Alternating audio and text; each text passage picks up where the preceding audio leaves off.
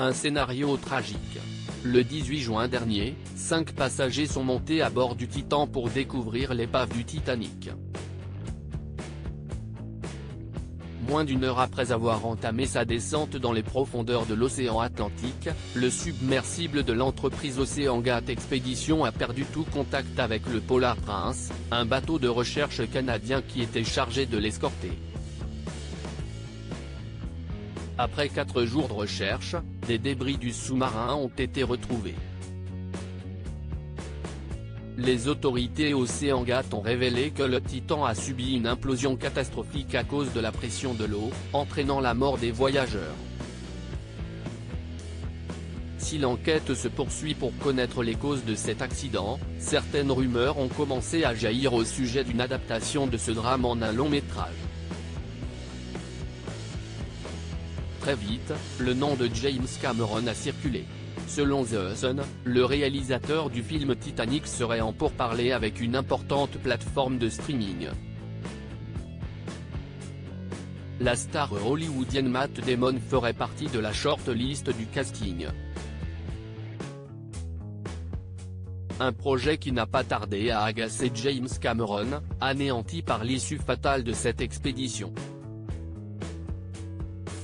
Ce samedi 15 juillet, le temps d'une story Instagram, le cinéaste canadien s'est empressé de démentir cette rumeur offensante, comme l'ont relayé nos confrères de Télé Loisirs. D'habitude, je ne réagis pas aux rumeurs offensantes que l'on trouve dans les médias, mais cette fois je n'ai pas le choix, a-t-il déclaré en préambule. Avant d'assurer avec fermeté, je ne suis pas en pourparlers pour un film sur OceanGate, et je ne le serai jamais. De quoi mettre un terme au débat. Supérieur à l'incroyable ranch de James Cameron est à vendre, découvrez-le en images. James Cameron, son coup de gueule après la disparition du sous-marin. Comme de nombreuses personnalités, James Cameron a profondément été touché ce drame qui a coûté la vie aux 5 passagers du sous-marin.